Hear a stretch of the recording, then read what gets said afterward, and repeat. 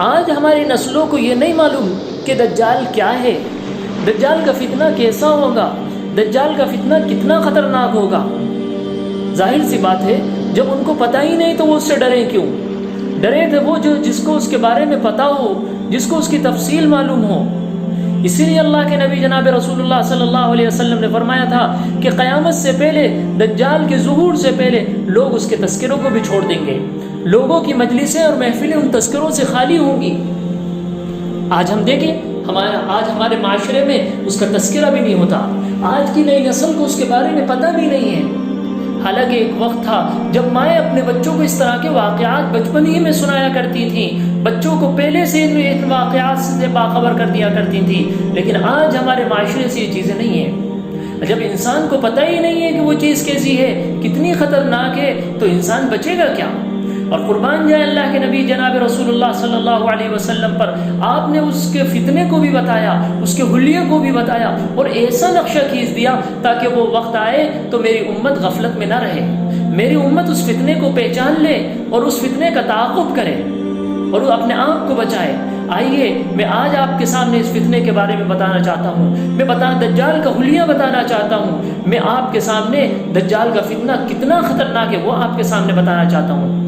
ایک حدیث ہے، گرچہ حدیث ذرا طویل ہے لیکن بڑی جامع ہے، اس کے اندر تمام قسم کی چیزیں جمع کر دی گئی ہیں۔ ایک صحابی حضرت نواس بن سمعان رضی اللہ تعالی عنہ، یہ ان کی حدیث ہے، اور یہ الفاظ جو میں ابھی سنانے جا رہا ہوں یہ مسلم شریف کے الفاظ ہیں، کم و بیش کچھ الفاظ ترمذی، ابو داؤد وغیرہ کے اندر بھی یہ حدیث آئی ہے۔ بہرحال وہ فرماتے ہیں کہ ایک دن صبح کے وقت رسول اللہ صلی اللہ علیہ وسلم نے دجال کا تذکرہ کیا، اور وہ اس طرح کیا کہ آپ کے انداز بیان سے ہمیں محسوس ہونے لگا جیسے دجال یہیں قریب کے اندر درختوں میں، کھجور کے درختوں میں چھپا ہوا ہو۔ پھر جب ہم شام کو رسول اللہ صلی اللہ علیہ وسلم کی خدمت میں حاضر ہوئے، وہ مجلس ختم ہو گئی، گھروں پہ چلے گئے، شام کو پھر حاضر ہوئے، تو آپ نے ہمارے چہروں پر ایک خوف کے آثار کو دیکھ کر فرمایا تم لوگوں کا کیا حال ہے؟ یعنی چہرہ دیکھ رہے تھے اللہ کے نبی، ان کے اندر ڈر ہے، خوف ہے، اور لوگوں کے اندر ایک بے چینی ہے۔ آپ نے فرمایا تمہارا کیا حال ہے؟ ہم نے عرض کیا اللہ کے رسول، آپ نے جو صبح کے وقت دجال کا جو تذکرہ فرمایا تھا اس میں جس انداز سے اس فتنے سے باخبر فرمایا تھا، اس سے ہمیں یہ محسوس ہونے لگا کہ وہ کہیں انہی جھاڑیوں کے اندر، ان کھجوروں کے درختوں کے اندر تو چھپا ہوا نہیں ہے۔ آپ نے فرمایا اگر دجال میری زندگی میں ظاہر ہوا تو میں تم سب کی جانب سے اس کا مقابلہ کروں گا، اور اگر میرے پاس ظاہر ہوا تو ہر انسان اس کا مقابلہ خود کرے گا، اور اللہ تعالیٰ ہر مسلمان پر میرا خلیفہ ہے، یعنی ہر مسلمان کا میرے پاس ذمہ دار اللہ تعالیٰ ہے۔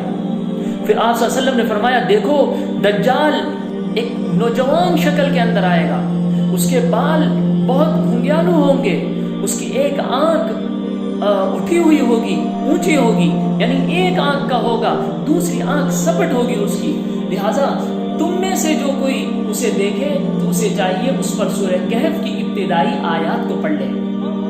دیکھو دجال کا ظہور عراق اور شام کے درمیانی راستے سے ہوگا، وہ روئے زمین پر دائیں بائیں فساد پھیلاتا پھرے گا۔ پھر آگے فرمایا اللہ کے بندو ایمان پر ثابت قدم رہنا، یہ نصیحت ہے، اللہ کے بندو ایمان پر ثابت قدم رہنا۔ آگے سنیے، آگے حدیث کے مزید الفاظ ہیں۔ ہم نے عرض کیا اللہ کے رسول وہ کتنے دن تک زمین پر رہے گا؟ آپ صلی اللہ علیہ وسلم نے فرمایا 40 دن تک، ایک دن ایک سال کے برابر، دوسرا دن ایک مہینے کے برابر، تیسرا دن ایک ہفتے کے برابر ہوگا، اور باقی دن تمہارے عام دنوں کی طرح ہوں گے۔ ہم نے عرض کیا اللہ کے رسول کیا اس دن میں جو ایک سال کا ہوگا ہمارے لیے ایک دن کی نماز کافی ہے؟ یعنی کیا پورے ایک دن، ایک سال کا جو دن ہے ایک نماز پڑھ لیں گے تو کافی ہوگی؟ آپ نے فرمایا نہیں، بلکہ تم ایک دن کا اندازہ کر کے نماز پڑھنا۔ ہم نے عرض کیا زمین میں اس کے چلنے کی رفتار آخر کس تیزی سے ہوگی؟ آپ نے فرمایا اس بادل کی طرح جس کے پیچھے ہوا ہو، جیسے تیز رفتار بادل اس ہوا کو لے گزرتے ہیں ایسی اس کی تیزی ہوگی، اور وہ ایک قوم کے پاس آئے گا اور آ کر انہیں اپنے الوہیت یعنی خدائی کی طرف بلائے گا، یعنی مجھے خدا مانو، مجھے اپنا اللہ مانو، تو وہ قوم اس کی دعوت کو قبول کر لے گی اور اس پر ایمان لے آئے گی۔ پھر وہ آسمان سے بارش کو حکم دے گا تو بارش اس پر برسے گی. پھر زمین کو سبزہ اگانے کا حکم دے گا تو زمین سبزہ اگائے گی. جب اس قوم کے جانور شام کو چراگاہ سے واپس آئیں گے تو آپ نے فرمایا کہ ان کے یعنی چرنے کی وجہ سے، خوب کھانے کی وجہ سے ان کے کوہان پہلے سے اونچے ہوں گے، تھن زیادہ دودھ والے ہوں گے، ان کے پیٹ اور پہلو پہلے سے زیادہ بھرے ہوئے ہوں گے. پھر فرمایا وہ دوسری قوم کے پاس جائے گا، ان کو اپنی طرف دعوت دے گا تو وہ ان کی بات کو نہیں مانیں گے. وہ لوگ وہ انکار کر دیں گے، نہیں مانتے ہم تجھے خدا. آخر دجال وہاں سے واپس ہوگا. صبح کو وہ پوری قوم کے اوپر قحط پڑ جائے گا، قحط میں مبتلا ہو جائے گی وہ قوم. ان کے ہاتھ میں کچھ نہیں بچے گا، خطرناک امتحان میں مبتلا ہو جائیں گے. پھر دجال ایک ویران جگہ سے گزرے گا، اس سے کہے گا تو اپنے خزانے جتنے ہیں وہاں سے خزانے نکال.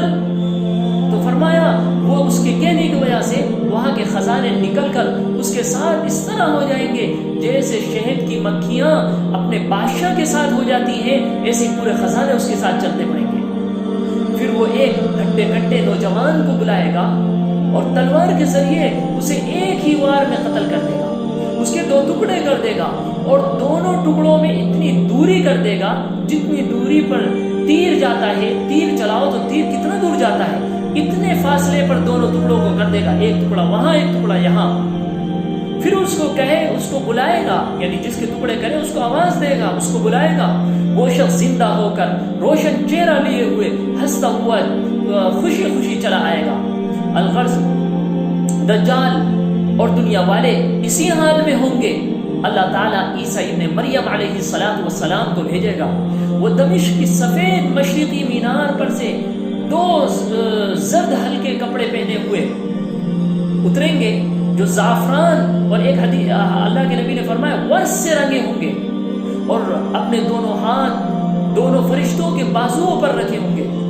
جو وہ اپنا سر جھکائیں گے تو سر سے پانی کے قطرے ٹپک رہے ہوں گے، سر اٹھائیں گے تو اس سے پانی کے قطرے موتی کی طرح گریں گے. ان کی سانس بھی اثر ہوگا، جس کافر کو لگ جائے گی وہ مر جائے گا. ان کی سانس وہاں تک پہنچے گی جہاں تک ان کی نظر کام کرے گی.